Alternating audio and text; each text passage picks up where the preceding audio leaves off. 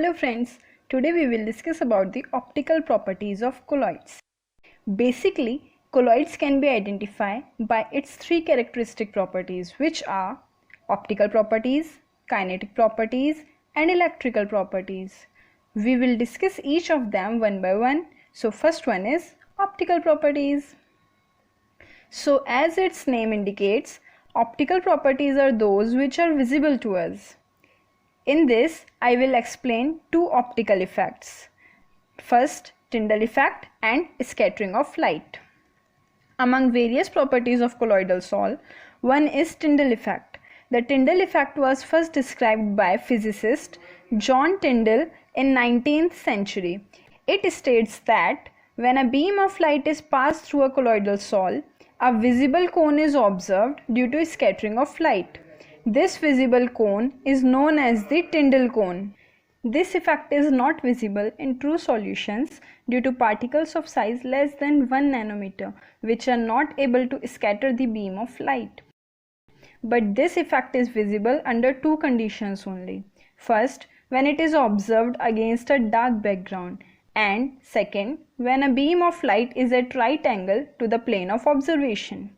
Although the particles cannot be seen directly, only the bright spots corresponding to particles can be observed. Now, what is scattering of light? Scattering means spreading after breakdown. That is, when a beam of light or a ray of light strikes with a particle of colloidal size, it will break down in smaller rays and spread in the surroundings.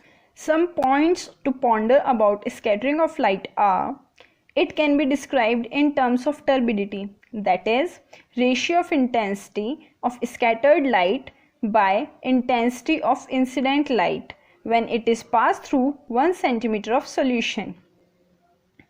Intensity of scattered light is difference in the intensity of incident light before and after passing through the solution. Second, effect of wavelength. It should be remembered that the intensity of scattered light is inversely proportional to the fourth power of wavelength. That is, the lesser the wavelength of incident light, the more will be scattering of it. These effects help in determining the size, shape and molecular weight of colloids. Size is determined by using electron microscope. It uses beam of high energy electrons as a radiation source, which have wavelength in the region of 0.01 nanometer, that is 0.1 angstrom.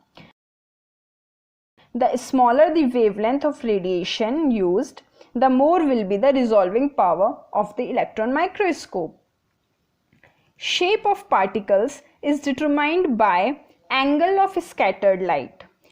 Uniformity of angle is observed when a symmetric molecule is present, while asymmetric molecule scatters light in various angles.